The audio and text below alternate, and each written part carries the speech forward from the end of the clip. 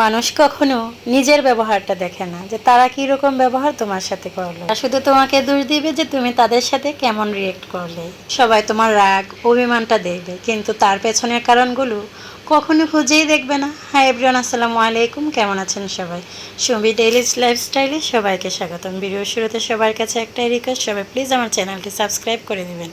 Subscribe করে আমার পাশে থাকবেন। আমার আজকের এই ভিডিওটি একটা রিকোয়েস্টের ভিডিও ছিল। আমি বেশ কিছুদিন আগে সোনিয়া আক্তার রিমাকে নিয়ে একটা ভিডিও দিয়েছিলাম, দুইটা ভিডিও দিয়েছিলাম। ওই ভিডিওতে আমার কিছু রিকোয়েস্ট ছিল যে ওনাকে নিয়ে আমি কিছু কথা বলার জন্য। আমি কিছু ঝামেলার কারণে ওনাকে নিয়ে কিছু কথা বলতে পারিনি, তাই আজকের এই ভিডিওটি নিয়ে আসলাম।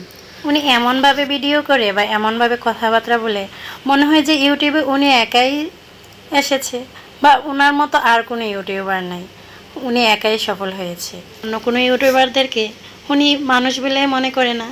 আর সবচেয়ে বেশি যে জিনিসটা খারাপ লাগে, যারা ইউটিউব প্ল্যাটফর্মে কাজ করবে, পাবলিক প্ল্যাটফর্মে কাজ করে, সবার ভিডিও যে সবার ভালো লাগবে তেমন কোনো কথা নেই।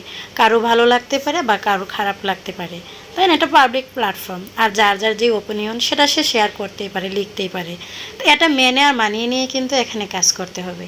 কিন্তু এই কমেন্ট সেকশানে যারা কমেন্টস করে তার ভাষ্যমতে যে সবাই তাকে ভালো কমেন্টস করতে হইব, আর ভালো কমেন্টস যারা না করে তাদের কপালে যে কি দুর্ভাগ্য থাকে। উনি যেই পরিমাণ মুখের ভাষা খারাপ করে কথা বলে সেটা বলার মতো না।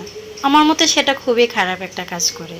আসলে মুখের ভাষাটা এত খারাপ কেন করবে? সবাই যেহেতু এখানে কাজ করতে এসেছেন, সবাই সবার ওপিনিয়নটা শেয়ার করবি, এটা আপনাকে মেনে নিতে হবে, তাই না? আমার কথাটা কি ভুল কিনা না সঠিক আপনারা আশা করি কমেন্টস করে জানাবেন। উনি ভিউয়ার্সদের উদ্দেশ্য করে যেসব নোংরা ভাষায় কথা বলেন, যেসব খারাপভাবে কথা বলেন, আসলে তার এই মুখের ভাষাগুলো থেকেই না বোঝা যায় উনি কতটা ভালো ফ্যামিলি থেকে বা কতটা ভালো জায়গা থেকে উঠে এসেছেন।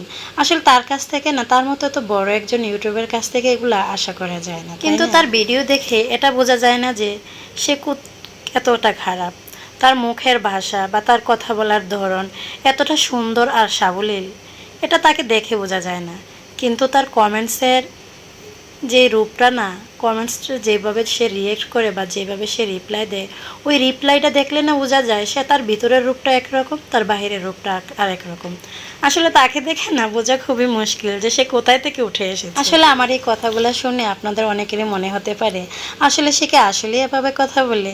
কিন্তু সোনিয়া আক্তার রিমা আপু কিন্তু তার মুখের ভাষা অনেক সুন্দর, অনেক সুন্দর, কবির মতো বা সাংবাদিকের মতো উনি অনেক সুন্দর করে গুছিয়ে কথা বলে। কিন্তু এর পেছনে যে এত সুন্দর একটা খারাপ রূপ রয়েছে সেটা আমরা অনেকেই জানি না। তার মুখের ভাষার কিছু প্রমাণ আমি আপনাদের মাঝে দিলাম, আপনারা নিজের চোখে দেখে নেন।